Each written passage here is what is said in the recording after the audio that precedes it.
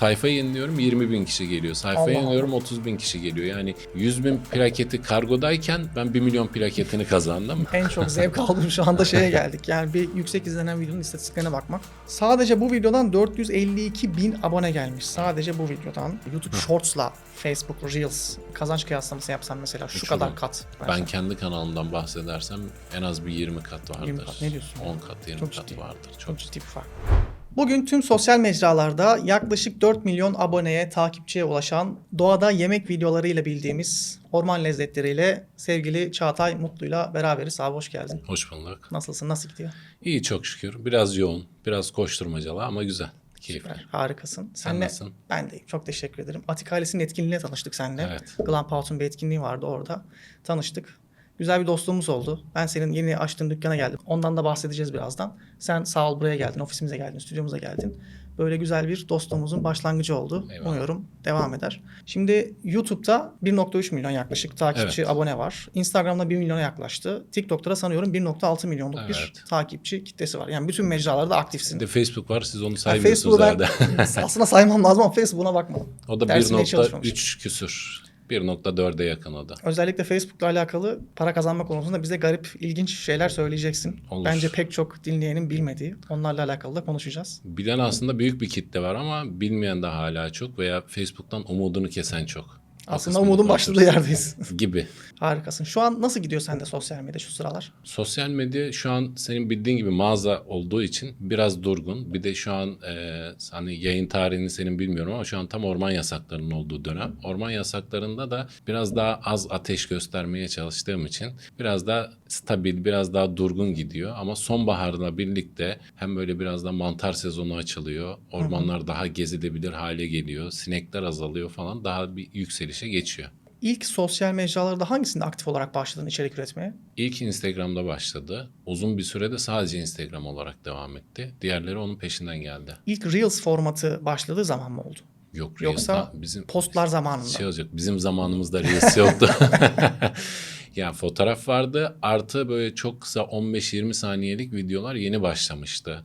Yani o kısa videolarla ve o 20 saniyede 15 saniyede derdini anlatıp bir tarif videosu çıkarmaya başlamak kolay değildi. O zaman başladı. Instagram zaten fotoğraf uygulamasıydı. Evet. Fotoğraf uygulaması olarak başladı. Hatta ilk başladığında hepimiz daha biz biraz daha 30'lu yaşların üzerinde olduğumuz için çok iyi biliyoruz. Hani Facebook varken niye insan Instagram'da fotoğraf paylaşır falan böyle bir algı vardı. Sonra Instagram tabii yürüdü gitti farklı güncellemelerle beraber. O yüzden sen de post fotoğraf zamanlarından başlayıp Reels'ın gelişmesiyle veya dikey formatın gelişmesiyle çok büyük bir ihtimalle sendeki o ivme de yukarı doğru yükselmeye başladı. Evet, video tabii ki insanları daha çok cezbetmeye başladı. Çünkü fotoğrafla derdini bir yere kadar anlatabilirsin. Bir şeyleri insanlara biraz aktarabilirsin ve fotoğraf zamanında bu kadar kullanıcısı da yoktu veya kullanan insanlar bu kadar zaman geçirmiyordu. Biz de dahil. Ama video olduğu zaman video insanları içerisine çekti.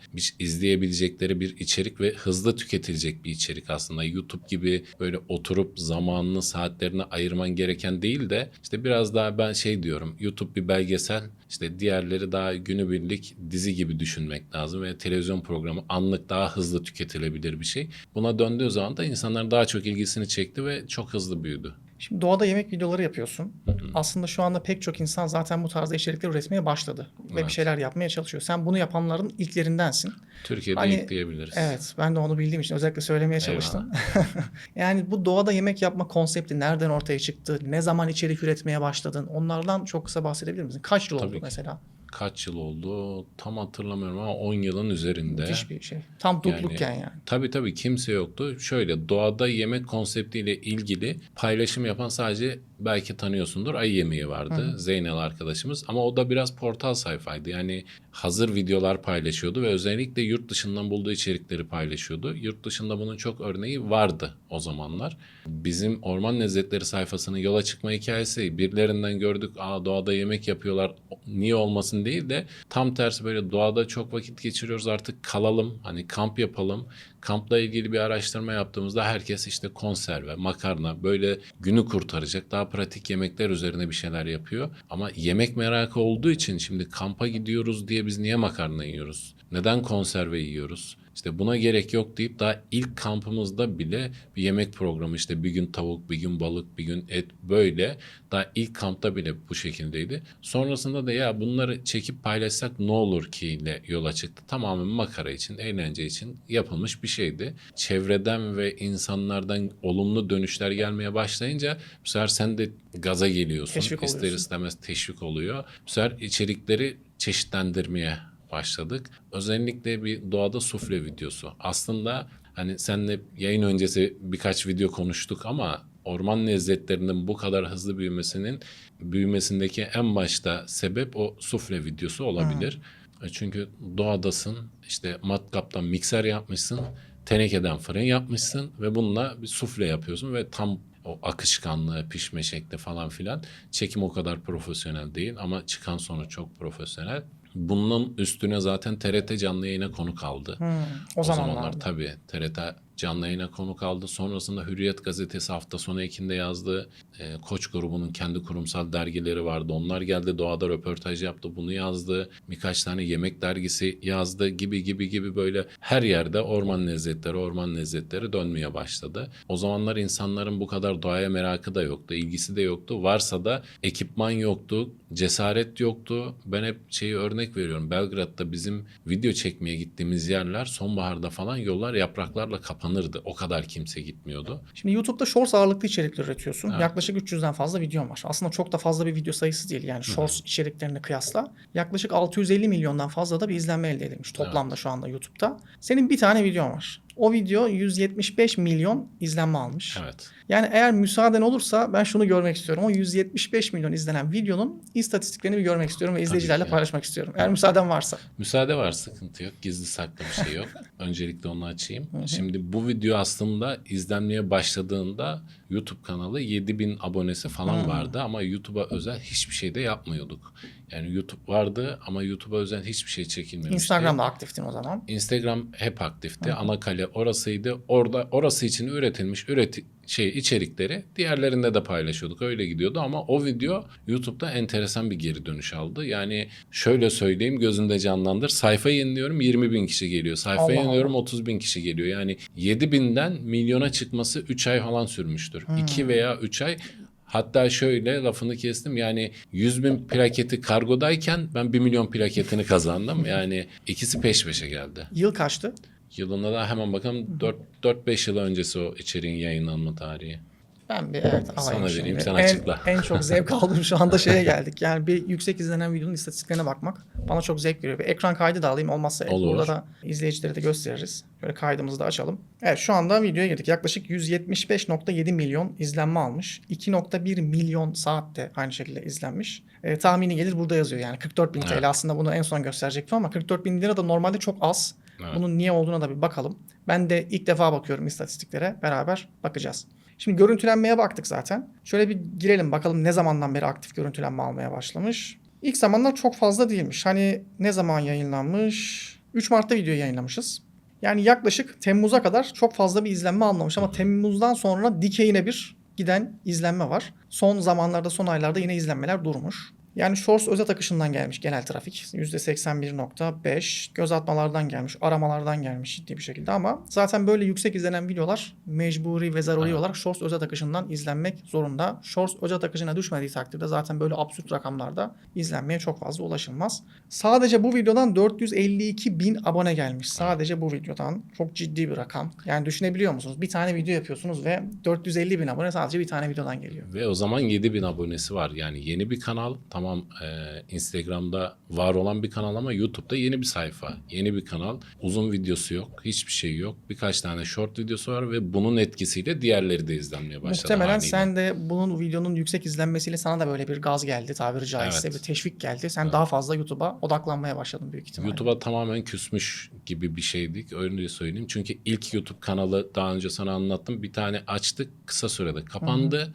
Ve kapanma sebebi de özel olduğu için açıklayamayız dediler. der? Para kazanması kapandı aslında. Kanal kapanmadı. Kanal hala var bu arada. Para kazanması kapandığı için de yani açık konuşayım. Instagram için bir emek veriyoruz. Buradan da bir gelir elde etmeyeceksek buraya bir çaba sarf etmeye gerek yok deyip öyle atıl kalmış bir şeydi. Sonradan bir gaza geldim. Dedim ki ya yeni bir hesap açayım, sıfır baştan başlayalım dedim. Ondan sonra bu şekilde bir videonun etkisiyle uçmaya başladı. Aslında bu güzel bir örnek. Yani YouTube biraz böyle. Ya bir tane video senin bütün ivmeni ve sosyal medya kariyerini etkileyebiliyor. Muhtemelen bu video olmasaydı hani başka şekillerde içerik üretiyor veya YouTube'da çok aktif olmadan içerik üretiyor olabilirdin. Aslında bu videoyu izleyen çok fazla içerik üreten ve üretmeye çalışan, kendini geliştirmeye çalışan insanlar olacak. Bu video bence çok güzel bir örnek o anlamda. Evet. Yani baktığımda şimdi geliri de 44.000 TL ama uzun bir süre gelir sabit kalmış. Hatta 0 TL kazandırmış. Onun da bir detaylarına girip göstermeye çalışayım. Bu video yayınlandığında para kazanma açık mıydı? Değildi. Değildi. Sonradan açıldı. Bu- Muhtemelen tabii. bu videoyla beraber Bunun açıldı. etkisiyle Evet. açıldı.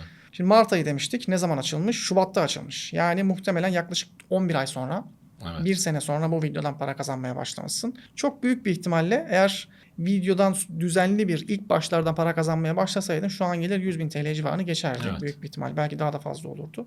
Şimdi Bu arada 1 dakikalık bir video. Evet, ona Yani da bakalım. Hemen kitle elle tutma verilerine bakalım. Yaklaşık 59 saniyelik bir video. Bu arada şunu da söyleyeyim. Muhtemelen vardır ama şimdi bu video yüksek izlenme almaya başladığında biraz önce ondan bahsettim. Orada o noktayı biraz daha detaylandırmak istiyorum. Geçmiş videoların ve yeni yüklediğim videoların da izlenmesi çok büyük bir ihtimalle yüksek derecede artmıştır. evet. Değil mi? Zaten O ivmeyle beraber. teşvik eden aslında oldu. Yoksa kanalda videolar var. Sadece bir tanesi izleniyor olsa dersin ki yani bir video tuttu diye bunun peşinde koşmayayım dersin. Ama bunun etkisiyle diğerleri de artmaya başladı. Çünkü mesela çekim kalitesi olarak değerlendiriyorum ben asıl işim olduğu için. Bence çok çok kaliteli bir çekim değil. Çünkü ilk başlarda o zamanlar yani kimse çok kaliteli içerik üretmiyordu. Telefonla çekiliyordu zaten gibi ama daha kaliteli videolar vardı. Şimdi daha kaliteli izlenmiyorken bu izleniyor. Sadece bu izleniyorsa muhtemelen yine YouTube'a ya bir video izlendi çok da önemli değil derdim. Ama bunun etkisiyle ondan sonra paylaştığım o süreçteki tüm videolar izlendi. Kartopu etkisi diyoruz Evet. biz buna. Yani bir tane videonun yüksek izlenmeye başladıkça hem geçmiştekiler izlenmeye başlıyor hem yeni yüklediğim videolar çok ciddi anlamda ivmeye kalıyor. Bu da toplu olarak bir yükselişe sebep oluyor. Yani sende de böyle olmuş.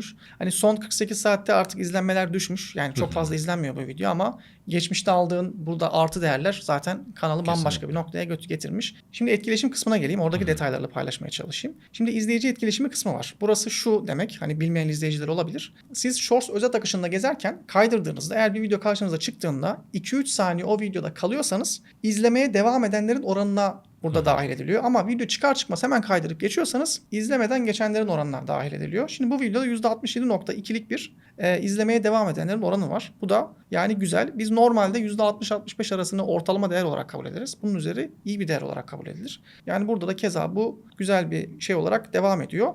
Ortalama izlenme süresine baktığımda, kitleyi elde tutmaya baktığımda yaklaşık 144 saniyelik bir izlenme var. Yani bu da %74'e %75'e tekabül ediyor. 59 saniyelik 1 dakikalık bir video için bence gayet güzel bir oran. Bir de şeyi merak ediyorum. Hangi ülkelerden izlenme almış? Ona da hemen bakalım.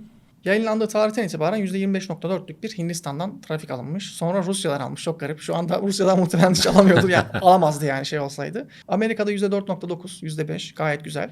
Türkiye, Endonezya vesaire devam ediyor. Yani zaten böyle yüksek izlenen videolar global keşfete çıkmak zorunda. Aksi halde bu kadar rakamlara ulaşamaz. Bir de gelir kısmından bir 1000 gösterim başına gelire bakmak istiyorum çok kısa. Hani sırf fikir vermek amacıyla. Muhtemelen çok yüksek bir tutar değil ama en azından fikir vermiş olalım. Şu anda 1000 izlenme başına gelir ortalama 0.25 TL. Aslında bu şu an Türkiye'deki izlenmenin bile altında bir tutar. Muhtemelen bu video şu anda yayınlansa ve şu anda bu kadar yüksek izlenme alsa bu yaklaşık 1 TL'ye kadar çıkar ve kazandığın paranın yaklaşık 4 katını yani işte 44.000 olduğunu varsayarsak yaklaşık 180.000 TL'lik bir kazanca tekabül ediyor. Bu da bence güzel bir örnek oldu. Evet. Burada ekran kaydıyla beraber göstermeye çalışalım izleyicilere. Çok teşekkür ediyorum paylaştığın için. Bu video aynı zamanda TikTok için de aynı etkiyi yaptı. Öyle mi? TikTok'un da yani yaklaşık 50-100 bin bandında takipçisi varken 1 milyonun üzerine çıkaran yine bu video oldu.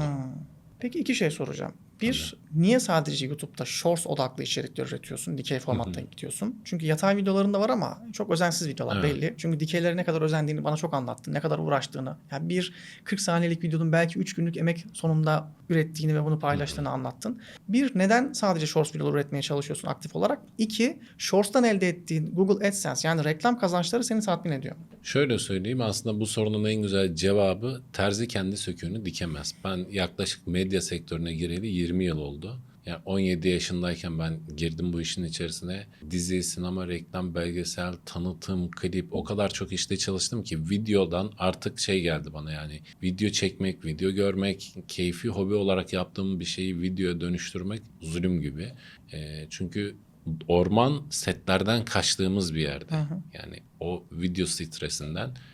Onun üstünde hatta şey kısmı var onu söylemedim. Daha 30 veya 50 bin takipçi varken bu işin televizyon programı teklifi de geldi.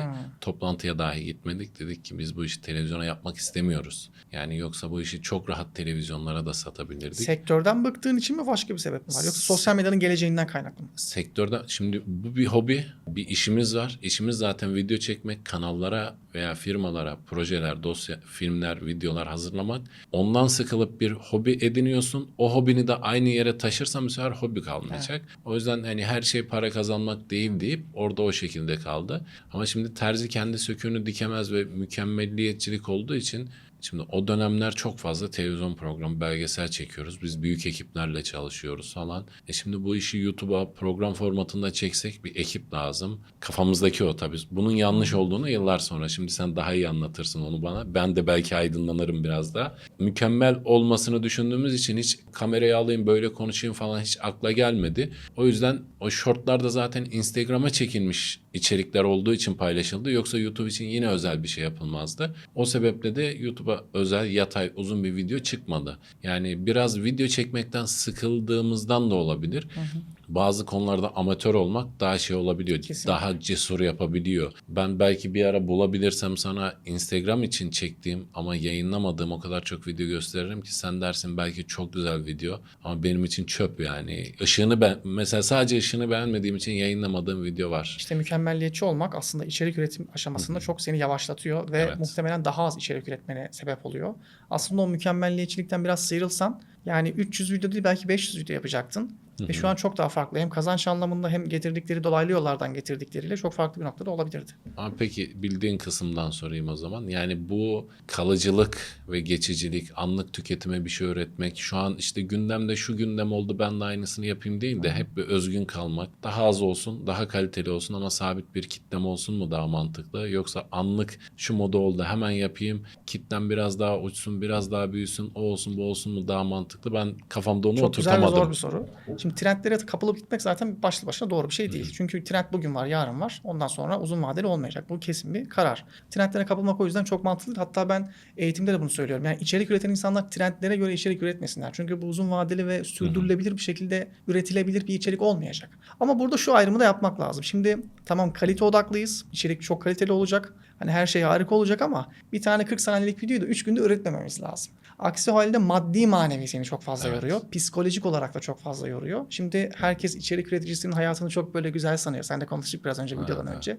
Çok rahat, kolay para kazanıyorsun gibi bir algı var ama böyle bir dünya yok. Bunun psikolojisi var. Sen gerçekten bir videoyu çekmek için ciddi para da harcıyorsun. Buna bir yatırım yapıyorsun. Bunun geri dönüşü kötü de olabilir. Sonuçta bir risk. Bu da bir ticaret. O ayrımı yani oradaki ince çizgiyi iyi oluşturmak gerekiyor. Ne mükemmelliyetçilik olacak ne de çok basit ve hızlı kaliteden ödün verecek bir içerik olacak. Onun ortasını bulup o şekilde ilerlemek bence şu andaki en makul, mantıklı yöntem. Ama senin yaptığın da fazla bence. Yani çünkü şöyle biraz daha trende ayak uyduran değil de trend oluşturan olma niyetinde. Mesela o Ossobuco burgeri doğada yemek videosu çeken arkadaşların %90'ı yapmıştır. Bazılarının sıralaması bile aynı. Ben sana örnek videolardan gösteririm. Yani birebir çekim tekniğine kadar aynı olan videolara denk geldim. Başka Çok videolar fazla içinde var, veya birisinde gördüm. Yani videonun kapak resmini görsen dersin orman lezzetlerinin videosu. Kullandığım tava, kullandığım kesme tahtası, kullandığım zeytinyağı aynı marka, aynı açıyla birebir aynı tarif, kullandığı bıçağa kadar aynı kullanıp içerik üreten arkadaşlara denk geldim. Şimdi bu benim için biraz daha şey hani taklitler asıllarını yaşatır. Peki şunun dezavantajını yaşıyor musun? Hani bunu ben de sana bir dost olarak nacizane bir eleştiri olarak Tabii yapmıştım. Videolarda yüzünü göstermiyorsun. Yaptığın işte yemekleri, aksesuarları, ürünleri vesaire gösteriyorsun. Çok fazla bir yüz gösterimi olmuyor. Şunu diyor musun? Ya keşke yüzümü göstererek, orada bir benlik oluşturarak biraz daha kişisel bir markalaştırma oluşturup içerik üretseydim diyor musun? Diyorum, onu zaman zaman diyorum ama bunu yine eski olmaya da bağlamak gerekiyor. Şimdi biz başladığımızda 2 Tabii arkadaştık. biz bir de Sonra bugünün şartlarını konuşuyoruz ama sen 10 evet yıl evet önce başlamışsın yani. 10 yıl önce başladık. 2 arkadaş birlikte yapıyorduk. Sonra ilerleyen süreçte anlaşamadığımız konular oldu. Ayrıldık. Şu an tek devam ediyorum. Ama o zamanlarda da hani başta konuştuğumuz bir mevzu var. Fotoğraf ve çok kısa 15 saniyelik bir video. 15 saniyede bir şey anlatmak için tamamen full odak yemekti.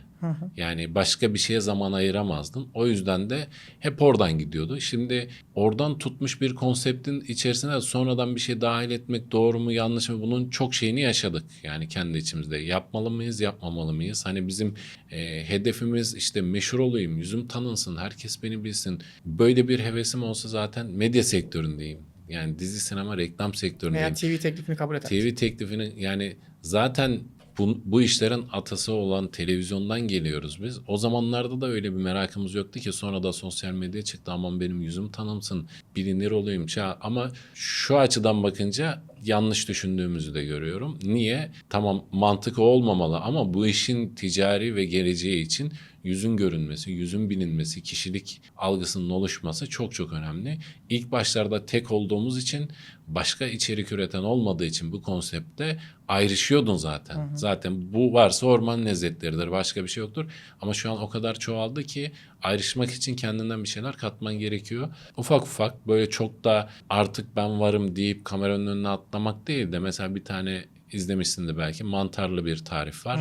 Orada mantarı toplarken falan yüzümün göründüğü kısımlar var. Yani minimal. Yine mesela böyle hapur hapur finalde yemeği yerken bir şey, çok bizlik bir şey değil. Evet, senlik bir şey değil fakat yine de bence ilerleyen süreçte, yani bunu acizane bir tavsiye olarak söylüyorum. Hani bunu kabul edersin veya etmezsin veya farklı bir fikrin olur. Ya her zaman 40 saniyelik bir videoda en azından böyle bir 3-4 saniye de olsa bir yüzün gözükmesi gerekiyor. Çünkü bugün bunun faydasını anlamıyorsun ama yarın bir gün farklı ticari işletmelerde, işte farklı Evet. kanallarda vesaire. Kanaldan kastım hani bir TV, YouTube kanalı Yok, değil. Yani anladım, farklı, anladım. sen anladın Mecra. demek istediğimi. Orada çok daha faydasını görüyorsun. Çünkü yüz bilinirliği, tanınırlığı olmak daha karşı tarafa samimiyetin geçmesi için, yarın bir gün farklı bir şeyler karşı tarafa sunmaya çalıştığın için daha kolay bir bağlantı oluşturulabiliyor. O Çok yüzden ben de haklısın. hep tavsiye ediyorum. Yani Çok ne haklısın. yaparsanız yapın bir şekilde yüzünüzü gösterin. Gerek hangi içerik tarzını üretiyorsan üret. Bazı çünkü konseptler tamamen yüz göstermeye odaklı. Bazı hiç Evet. değil. Mesela senin yaptığın iş aslında öyle. Senin yaptığın iş orada, gösterdiğin şey, ürün aslında önemli olan.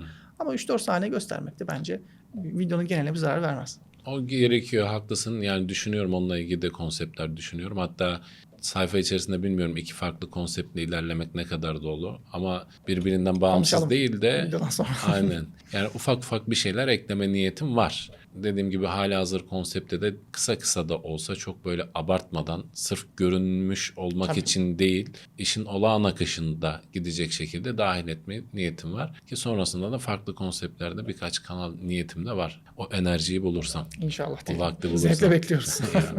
Peki sadece shortslardan elde ettiğin kazançlar tatmin ediyor mu seni şu anda? Shorts kısmı ilk para vermeye başladığında güzel, hani hatırı sayılır diyeceğimiz bir rakamlar vardı ama sen de biliyorsun gelirleri çok düştü. Evet. Ve bende içerik sayısı çok yüksek olmadığı için böyle bir, özellikle hani çok detaya girmeden söyleyeyim, depremden sonraki süreçte 1 yıllık bir süre biz içerik üretmedik. Depremin psikolojik etkileri, işte deprem boyunca yaklaşık 18 gün alanda arama kurtarma, sonrası çadır kent falan, orada gördüklerimizden sonra gelip de arkadaşlar antrikot böyle pişer, bonfileyi şöyle yiyin. Çünkü orada gördüklerimiz gözümüzün önünde. Orada insanların aç susuz, ki 18 gün biz de aynı şeyleri yaşadık, çektik. Onun üstüne gelip de hiçbir şey olmamış gibi davranmak imkansızdı. Bir senelik o aradan sonra ister istemez tüm mecralarda etkileşimde Düşüş bir oldu. düşüş oldu. Şu anki işte shorts gelirleri benim gözümde yok hükmünde. Ama Facebook kısmı, senin Ona seveceğin gelelim mi? kısma Evet. geleceğim. Yani Facebook kısmı daha tatmin edici seviyede diyebiliriz. Şimdi Facebook, herkes, ben de bunu birkaç defa söyledim, çoğu insan inanmıyor. İnanmasınlar. Yani hem Facebook'tan pazar çok şey olmasın. Aynen. Hem Facebook kısmından çok fazla para kazanılabileceğini insanlar anlamlandıramıyor. Hem de ya Facebook'tan para mı kazanılıyor diyorlar. Dayılara video mu hazırlayacağız? Aynen öyle. Bir o kollardan bahsedebilir misin? Facebook'tan nasıl para kazanılıyor? İyi paralar mı kazanıyorsun? Düşük mü, iyi mi? Veya zaten YouTube'da da kıyaslayalım hatta. Ha. Oradan biraz bahsedebilir misin? Şimdi YouTube'da ben çok yüksek izlenmelere, uzun videolara erişmediğim için aslında benim kıyaslamam çok doğru değil. Fakat ben kendi kanalım özelimde kıyaslarım. Aynı içerikleri iki mecrada da paylaşan biri olarak konuşabilirim. Burada bir fark var. YouTube diyor ki bana bir içerik ürettiysen bunu bir defa paylaş.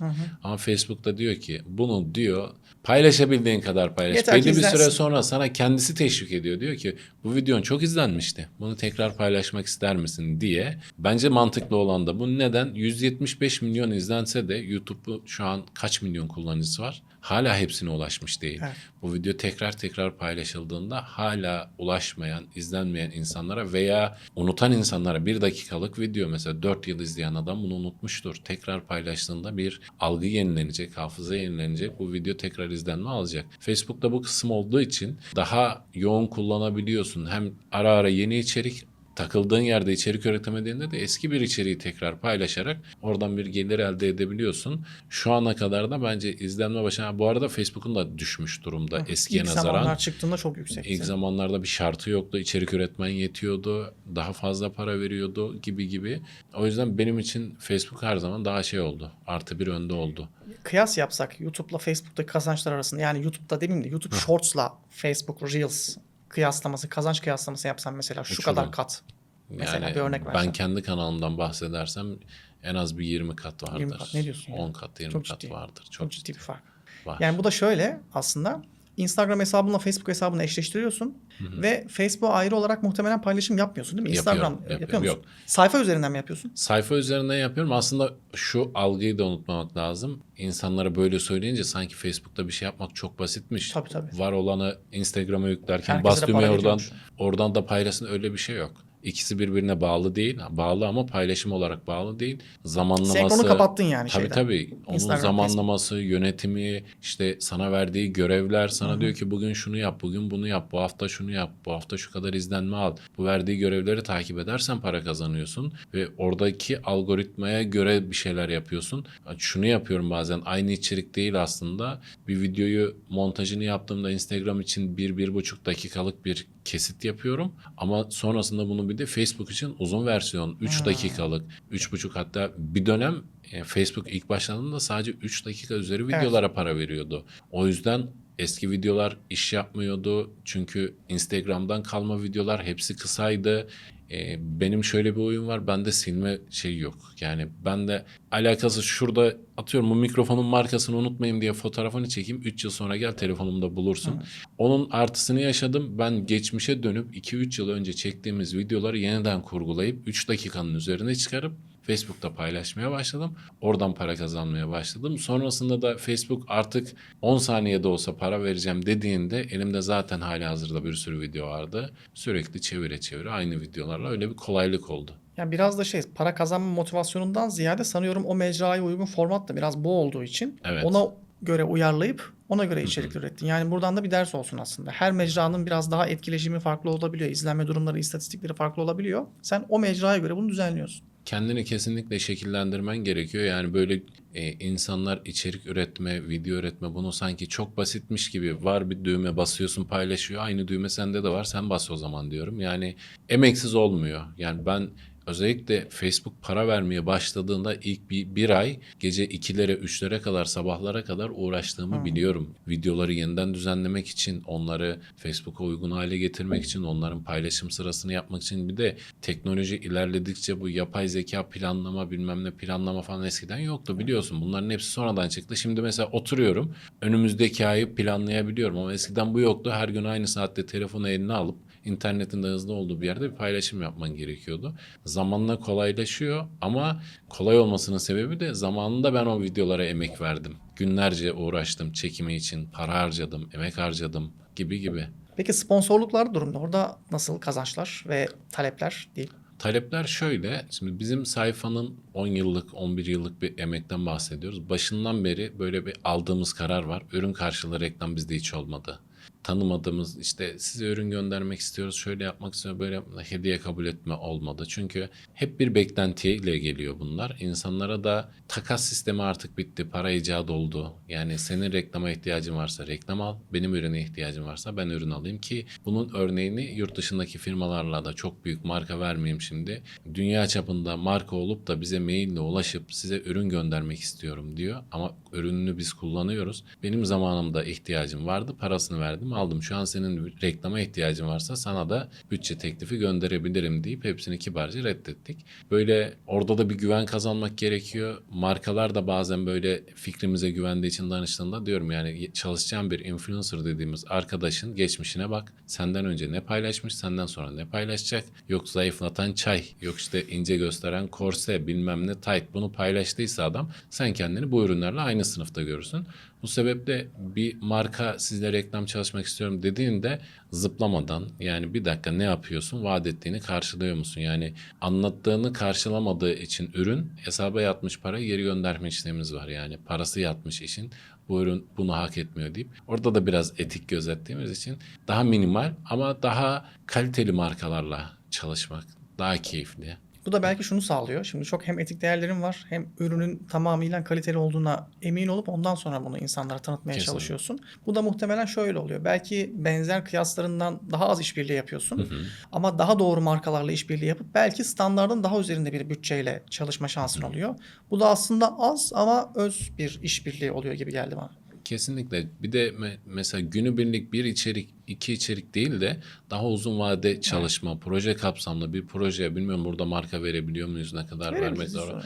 Mesela Pasta Villa'yla biz 3 defa falan çalıştık ama her birinde bir proje yazıp çalıştık. İşte nedir? Coğrafi işaretli ürünlerle spagetti tarifi 7 tane il gezdik mesela. Oturup da bir yerde 7 tane tarif yapmadık. Decathlon'la yıllar öncesinde 2 yıllık süren bir çalışma yaptık. Decathlon'un web sitesinde Orman Lezzetleri diye bir sekme vardı. Orman Lezzetleri kampına gittiğinizde işte aileyle gidiyorsanız yanınıza bunlar, bireysel gidiyorsanız bunlar gibi. Nissan'la, Volkswagen'le hep büyük markalarla ki bak bizim Volkswagen'le çalışmamız 2018 yani o zaman Instagram'da sponsorlu içerik çalıştığımız firmalar var. İşte son zamanlarda Weber gibi bir marka, dünya markası yıllık sözleşmeyle çalıştık. Hep uzun vade. Demek ki memnunlar. İşte bu daha kaliteli geliyor. Beni de tatmin ediyor, müşteriyi de tatmin ediyor. Markayı da tatmin İzleyiciyi ediyor. de tabii izleyen de diyor ki ya bu adam bu iş yapıyor ve bu ürünü kullanıyor ve ben ürünü kullandıkça ürünle ilgili kendimi geliştirip ürünü daha verimli kullanmaya başlıyorum. O ürünle özdeşleşiyorum.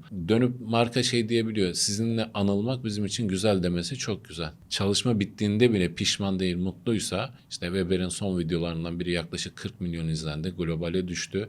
Biz Türkiye'deki getiren firmayla çalışıyoruz ama global de bunu görüyor ve memnun. Çünkü dünya çapında izlenen bir içeriği oldu. Herkesin kullanacağı bir içerik oldu. Yani buradan şu ders çıkıyor. Her işbirliği talebi geldiğinde hemen böyle bizim atlamayıp daha böyle ayaklarımızın yere basıp daha hem karşı tarafın içine gelebilecek hem bizim işimize gelebilecek hem de çok güzel bir noktaya değindi proje bazlı çalışmak. Evet. Yani tek videoluk değil de uzun vadeli çalıştığın zaman hem aslında maddi olarak biraz kendini garanti altına almış oluyorsun. Hem proje bazlı olduğu zaman markanın da bu çok ciddi işine geliyor. Hem de ortaya iyi bir sonuç çıkıyor. Herkes kazan kazan memnuniyet dile geliyor. Yani buraya kadar çok güzel. Şu konuya da gelmek istiyorum. Şimdi burada güzel de bir hikaye var. İçerik üretmeye başladın. Sonra sende de biraz kurumsallaşma bir yapı ortaya çıkmaya başladı. Önce ormanlezzetleri.com isminde bir online mağaza açtın. Ormanlezzetleri.com'dan online satışlara başladın. Yaklaşık bir yıl sonra da online mağazaya ek olarak bir de fiziksel mağaza açtın. Evet. Yani bu süreçten, bu hikayeden biraz bahsedebilir misin? Çünkü şu benim için önemli bir nokta. İçerik üretmeye başlayıp oradan bir hikaye başlıyor ya, oradan sonra kurumsallaşmaya başlıyor ve bir ürüne dönüşüp bunları insanlara pazarlamaya çalışıyoruz. O hikayeyi biraz merak ediyorum. Yani şöyle aslında bir avantaj kısmı var. Biz bu işte doğadayız sürekli sadece içerik üretmek için değil bu arada. Ben şu an mesela işim bitsin yapacak bir şeyim olmasın ormana gidiyorum. Tek başıma gidiyorum, arkadaşlarımla gidiyorum, yürüyüşe gidiyorum. Sezonunda mantar toplamaya gidiyorum. Bazen gidip sadece bir çay içiyorum. Sürekli doğada olduğumuz için ekipmanları tanıyoruz, kullanıyoruz, deniyoruz.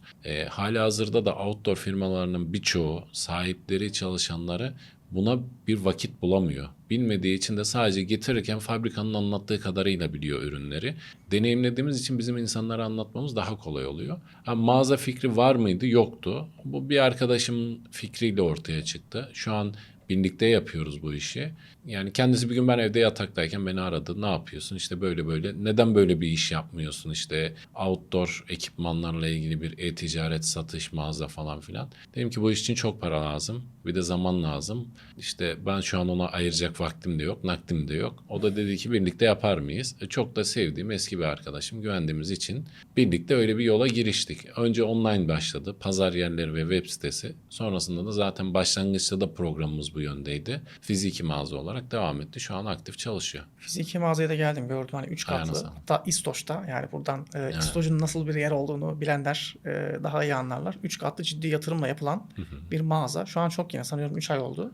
3 ay oldu, evet, çok yeni daha. Yani hani bu güzel bir hikaye. Çünkü içerik üretmek sadece içerik üretmek değil, video çekmek değil. Bunun farklı varyasyonları var. İleriye dönük farklı pazarlama, farklı ürünleştirme vesaire, bu tarzda bir farklı kanallar oluşturabiliyoruz. Hani sen bunun en iyi örneğisin. Online'a girdin. Online'dan sonra bir de yetinmeyip fiziksel mağazaya girdin ki şu anda Türkiye'de ekonominin en sıkıntılı olduğu zamanlar. Evet. Çünkü mağaza açmak, mağazaya bir sürü yatırım yapıyorsun.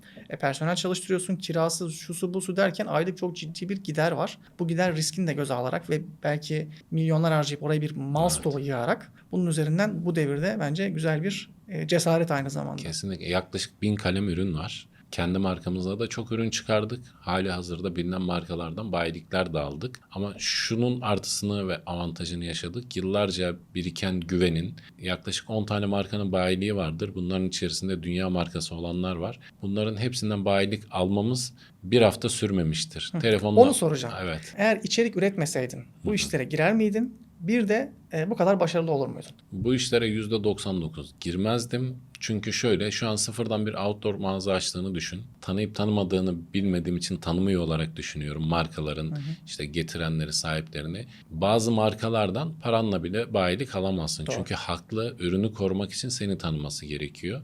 Bahsettiğim markalardan bayilik alma süreci bir hafta sürmemiştir. Ve telefonla, yani arayıp işte böyle böyle mağaza açtık, satış yapacağız. Hepsinden gelen tepki, biz nasıl destek olabiliriz? Dükkan senin, nasıl istiyorsan, kolaylık, ödeme kolaylığı, işte bilgisi gibi her yönden kolaylık sağlandığı için çok kısa sürede bayilikler toplandı. Yani çevrede bu işi daha önce yapmış insanlar, nasıl yani o markayı da mı aldınız? Nasıl bu kadar hızlı oldu? Ya o vermezdi. Onlar herkese vermiyor ama bu da işte yıllarca bu insanlarla dirsek temasında olup biraz önce o sponsorlu içerik dediğimiz, işte ürün karşılığı reklam yapmayıp, aramızı bozmayıp, çünkü ürün karşılığı reklam çalışması yapan tüm arkadaşların zamanla markalarla arası açılıyor. Bu kaçınılmaz bir şey. Bir reklamcı olarak sen daha iyi bilirsin.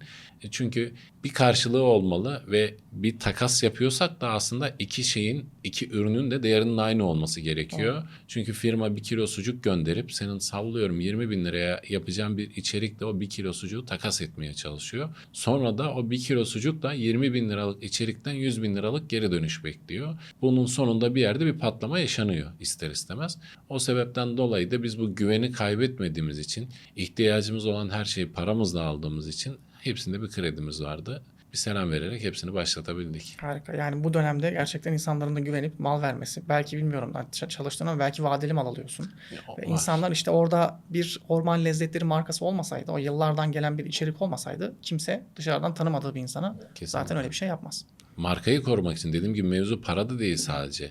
Tamam, bayilik veriyor, nakit parayla da alıyorsun ama bunun için de güvenmesi gerekiyor. Çünkü o adam o ürünü zaten satıyor, sana neden vereyim diye sorguluyor ister istemez. Ve Haklı. şunu da düşünebilirler. Sırf Orman Lezzetleri'nde benim ürünüm de olsun, gözüksün diye bile düşünüp mal gönderenler, ürün gönderenler vardır bence. Kesinlikle, yani sadece mağazanda dursun, konsinye göndereyim, faturasını da kesmeyeyim diyenler de var. Süper, harika. Çünkü orada bulunması da, hem mağazanın konumunu da gördün. Konum olarak da güzel bir yerde. Bir de gelen giderimiz de var çok şükür. İstoç'a beklersin her gelenleri. zaman her zaman.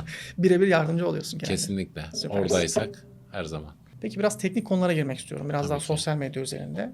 Videolarını hangi ekipmanlarla çekiyorsun? Şimdi ilk başladığında yine hep aynı şeyleri konuşuyor gibi olacaktı. O zamanlar telefonlar video çekmiyordu. O kadar kaliteli de çekmiyordu. O kadar eski içerik üretiyorum diyorsun. Aynen, ama avantaj neydi? Ben zaten kendim halihazırda görüntü yönetmenliği yaptığım için benim zaten kameram, drone'um o zamanlar vardı. Hatta ilk belki dizi sinema sektöründe drone kullananlardan da birisiyiz. O büyük drone'lar, kamera uçurduğumuz DJI. drone'lar vardı. Hı hı. Evet, DJI'ın. S1000 Plus'lar falan. Şimdi ekipmandan yana hiçbir sıkıntım yoktu. Hatta ben ormanda belgesel çekecek olsam bir telefonla oraya da o ekipmanı toplayabilecek bir çevreye sahibim. O ekibi kurabilecek. Çünkü 17 yaşından beri o sektörün içerisindeyim. Hepsi arkadaşım. O yüzlerce arkadaşım var. Hatta tüm arkadaş çevrem orada olduğu için abim o dönemler kurgu yönetmenliği yapıyordu. Halihazırda yine yapıyor. Yönetmenlik yapıyor. Kurgu yönetmenliği yapıyor. O zamanlar telefonda falan montaj diye bir şey yok. Kurgu bilgisayarlarda yapılıyor ve iyi bir bilgisayar gerekiyor. Şimdiki Bizim gibi. evimizde vardı zaten. Artı şirkette vardı. Artı benim o zamanlar prodüksiyon şirketim vardı. Seslendirme stüdyosundan kurgu stüdyosuna kadar, kamera kiralamasına kadar ben zaten dışarı hizmet veriyordum. Aynı zamanda da otomobil dergisi çıkarıyordum. Yani kendi ekibim de vardı o dönemler. Bir dönemde Biraz o öyle konuda bir şey. şanslıydın yani. İçerik Yani ve işim ekipman buydu konusunda. zaten yani video kısmında ve zaten videoların o seviyeye gelmesi de biraz video mantığını bilmek işte. İnsanların nerede o canı çekecek, nerede orada daha şeyi bize küfredecekleri yeri bilip orada bir detay giriyor videoya. O yüzden ilk başlarda fotoğraf makinesi ve kameralarla başladı. Sonrasında telefonların video kalitesi arttıktan sonra uzun bir süredir telefonla Şu an çekiliyor. uzun bir süredir telefonla çekiyorsun. Telefonla tabii. Ya bu da güzel bir örnek. Yani illa içerik üretmek için böyle profesyonel kameralara, yüksek maliyetli cihazlara gerek yok. Telefonla da gayet işte girin son videolarına bakın. Gayet bence güzel. Ve Hatta yani video hani kamera mı telefon mu çok da ayırt edemezsin. hatta Ben işin ben içinde olan bir insan olarak daha ayırt da edemem. şey söyleyeyim. Şu an kullandığın telefon ne? iPhone 14 Pro. Yani benim videolar sence neyle çekiliyor? Daha mı eski? Yani 13 Pro Max ile 13. çekiliyor. Yani Şu an iPhone 17 Pro ve Pro Max evet, var. evet. Yani insanlara şunu da söylüyorum. Kameranın asıl ihtiyacı olan şey doğru ışık. Doğru ışığı yakaladıktan sonra kameraya istediğin kalitede görüntü elde edebiliyorsun. Tabii ki illaki fark eder ama videolara baksınlar, son videolara baksınlar, 17 Pro Max'e kıyaslasınlar. Doğru ışığı, doğru zamanı yakaladıktan sonra kaliteli video elde edersin. Bunun için neyle çektiğinden ziyade nasıl çektiğin ve çekim tekniklerini öğrenmen gerekiyor. Onlara biraz daha kafa yormak daha mantıklı. Kesinlikle. Doğru. Ki Kendin- İlerleyen süreçte de bunlar çok fazlasıyla işine yarayacak insanlar. Aynen öyle. Yani kendini geliştir, ekipmanlı değil diyebiliriz burada. Doğru. Peki sosyal medya geçmişine baktığında ya keşke şu hatayı yapmasaydım dediğim böyle bir şeyler var mı? İnsanlar baştan o hataları yapmasınlar. Yani hata olarak da değil aslında düşünüyorum hani biraz önceki konuştuğumuz gibi belki YouTube'a özel bir şeyler çekebilirdim. O Uzun bir- format olarak mı? Uzun format olarak o bir hata işte çok mükemmel düşünüp işte kusursuz bir video YouTube özelinde konuşuyorum çekmemiz gerektiğini düşünmek bir hataydı. Hata olarak sadece onu görebilirim ama belli dönemlerde ara verip video çekmediğimiz zamanlar oluyor. Onların hepsi mecburiyetti. O yüzden onları hata olarak görmüyorum. Mesela ilk böyle tam zirve yaptığımız dönemlerde bir belgesel projesi aldım. Yaklaşık 6 ay gibi bir sürede 81 ili gezdim. Karadan İstanbul'dan çıkıp tekrar İstanbul'a. Bu süreçte hiçbir içerik yoktu. Mesela bu bir hata mı? Hayır ben oradan para kazanıyorum. Benim bir prodüksiyon şirketim var ve belgesel çekmeye yola çıktım. O yüzden bir kaybım yok ama sayfa için kötü bir şey tabii ki. Orada bir duraklamaya geçti. Sonrasında işte bu afetlerden sonra afet dönemleri gibi zamanlarda ciddi bir ara vermeler oldu. Ama bunlar da yine mecburiyet, biraz Zaruri vicdan, zamanlar, biraz zaruri. Hani tamam insanlar depremden 2 ay sonra herkes belki Normal daha doğrusu hayatına çoğunluk normal hayatına döndü. Herkes işini yaptı ama bizim iş biraz daha keyif olduğu için yani keyfimizin yerine gelmesi gerekiyor ki keyifli içerik üretelim. Ben onu da bir kayıp olarak düşünmüyorum. Olması gerekiyormuş oldu diyorum. Yani para kazanma konusunda şunu ekleyeceğim. Şimdi biz aileden zengin insanlar olmadığımız için hani hali hazırda para kazanmak zorundayız. Aksi halde zaten bunu sürdürülebilir olarak yapamayız. Hani sen hem içerik üretmeye devam edip gerekirse bazı dönemlerde ara verdin ama sonuç olarak bu işi sürdürülebilir şekilde yapabilmek için de bir yerden bir gelir sahibi olabilmen gerekiyor. Evet. Bunu bir B planıyla veya farklı bir sektörle de yapabilirsin. Aynı iş üzerinden de yapabilirsin. Yani bu da bir kayıp mı? Hani sosyal medya üzerinden düşündüğün zaman evet ciddi bir kayıp. Keşke o zamanlarda da yüksek miktarda içerik üretseydin. Ama sonuçta da para kazanmak zorundayız. Hepimizin bir yaşamı var. Bu olmadan da olmuyor hiçbir şekilde. Bizim ilk başladığımız zamanlarda sosyal medyadan para kazanma kısmı çok daha zor ve uç noktaydı. Yıllarca harcadık. Yeni meyvelerini topluyoruz gibi düşünebiliriz. Yani YouTube'a zaten doğru düzgün bir şey yapmıyoruz. Instagram hala para vermiyor. TikTok yoktu. Facebook yine aynı şekilde para vermiyordu. Ama ormana gitmenin bir maliyeti var. Ekipmanın bir maliyeti var. Aracın bir maliyeti var. Zamanın bir maliyeti var. İşinden uzak kalıyorsun. O yüzden önce hayatta kalmak, sonrasında keyif için yaptığın hobiyi de videoya çevirmek gibi bir şeydi bizim için. Çok doğru. Sana %100 katılıyorum. Son olarak sana şunu soracağım. Şimdi günümüzde artık herkes içerik üretmek istiyor. Hangi tarzda veya hangi konsepte, hangi nişte olursa olsun. Sence böyle içerik üreticiliği herkesin yapabileceği bir şey mi? Bence herkesin yapabileceği bir şey değil. Ben ne kadar doğru yapıyorum? Ben onu da sorgularım. Eksiklerim var, yanlışlarım İlla var. ki herkes. Ama başarılı bir yere geldi mi? Evet. Yeni bir kapı açtı mı? Evet. İnsanlara örnek oldu mu? Evet. Ama %100 başarılı mı? Bence hayır. Eksikleri var, yanlışları var. Herkesin yapabileceği bir şey değil. Bu demek değil ki denemeyin. Teknoloji çağındayız. Vaktin var. Yapacak bir iş arıyorsun. Bunu deneyebilirsin. Hiçbir şeye, yani bu tüm işler için geçerli. Denemeden yapamam deme. Dene, denedim olmadı de. Ve Öyle kendini bırak. geliştirebileceğin çok farklı fazla alan var. Eskiden çok fazla kaynak yoktu ama şu anda binlerce kaynak var. Kendini sürekli geliştirebilirsin. Yani yeni insanlarla bahsediyorum. Kesinlikle ve artık herkesin cebindeki telefonla içerik üretmesi mümkün. Yani bu alt seviye bir telefon olsa dahi izlenebilecek bir içerik üretmeye engel değil. Ama eskiden öyle değildi. Eskiden video çekebilmek için önce ekipmana ulaşman gerekiyordu. Bu işten para kazanmıyorsan, bir sermayen yoksa bu işe giremiyordun. Ama şu an cebindeki telefonla çok rahat bir şeyler yapabilirsin. Bunun için de hiçbir zaman da geç değil. Bunu dene. Sadece şunu öneririm. Yani istikrar çok önemli. Bu izlenme sayılarına ve rakamlara insanlar, markalar çok aldanmaya başladı. İnsanlar artık rakamlara çok alıştı. Daha doğrusu yüksek rakamlara alıştı. Birkaç tane videosu, içeriği, birilerinin içeriği milyonları görünce milyon altında izlenen içeriklere izlenmedi, düşük, kötü gibi bakmaya başladı. Daha alttan başlayayım, yani 10 bin, 20 bin, atıyorum adamın butik bir iş yapıyor. Yani küçük bir dükkanı var, peynir satıyor olabilir, sucuk satıyor olabilir, toka satıyor olabilir. Yani hedef kitlesi zaten yüzlerce kişiyken 10 bin, 20 bin izlenmeleri beğenmemeye başladı. Ve içerik üretici de ilk başladığınca bence yani izlenmeye hiç takılma. Sen içeriğine, sürekliliğine, kalitesine odaklan, devam et. Bir yerden sonra o kırılma yaşayacak. Ama bırakmazsan. Ve 10 bin kişinin bir stadyuma girsek ne kadar fazla yer kaplayacağını bazı insanlar bilemiyor. O yüzden Aynen 10 bin öyle. izlenmek bile bence çok büyük bir rakam. Bir de bence günümüzde biraz daha mikro niş dönemi başlamaya başladı. Evet. Yani biraz daha mikro niş içerikler seçilirse genele hitap eden içeriklerden ziyade hani mikro niş içerikler biraz daha sıyrılma açısından daha faydalı oluyor. Ve artık bence markalar da şunu yavaş yavaş görmeye başladı. Hani milyon izlenmesi çok önemli değil. Gerekirse milyon değil 50 bin izlen ama doğru hedef kitleye o izlenmeyi sağlayabiliyorsan ve doğru etkileşimi doğru insanlara ulaşabiliyorsan bence o 50 bin izlenme milyon izlenmeden çok çok daha değerli. Bunu markalar da nihayet anladı. Evet. Eskiden sadece sayılara bakıyorlardı. Ama artık işte bunlar da yavaş yavaş anlaşılmaya başlandıkça bence mikro niş dönemi de geldi. Bu fırsatı da bence içerik üreticilerinin ve üretmeyi düşünenlerin iyi değerlendirmesi gerekiyor. Kesinlikle markanın da içerik üreten kişinin de izlenmeye değil de içeriğin kalitesi ve içerikte anlatmak istediği şeye odaklanması her zaman daha iyi. Hedef kitle kesinlikle çok önemli. İzlenme uğruna her şey mübahtır deyip adamın kanalına giriyorsun, her telden vurmuş. Evet. Ha, ben gönül rahatlığıyla sayfamı açıyorum. Böyle bir menüye 10 bakar yıldır gibi. standart aynı 10 şeyi yıldır yapıyorum. aynı konseptle, aynı kapakla gidiyor. Demek ki oluyormuş. Yani bazıları diyor ki değiştir. Ya yürüyen bir çark neden değişsin? Niye Tamam, bozayım? geliştir diyebilirsin ama değiştir başka bir şey, geliştir başka bir şey. Geliştirilebilir, bir şeyler eklenebilir ama topyekun değiştirmeye gerek yok. Bunu da markaların bunu görmesi lazım. Yani gelen markaya göre şekil alan bir influencer mı? Yoksa bir konsepti var, sen o adamın konseptine dahil olmak mı istiyorsun? O detay çok önemli. Yani gelip de kendi fikrini o kanala empoze etmeye çalışacaksan kendin bir kanal aç, kendin devam et. Aynı hesap sende de var. Ama senin önemli olan o kişiyle, o markayla, o kanalla birlikte anılmak.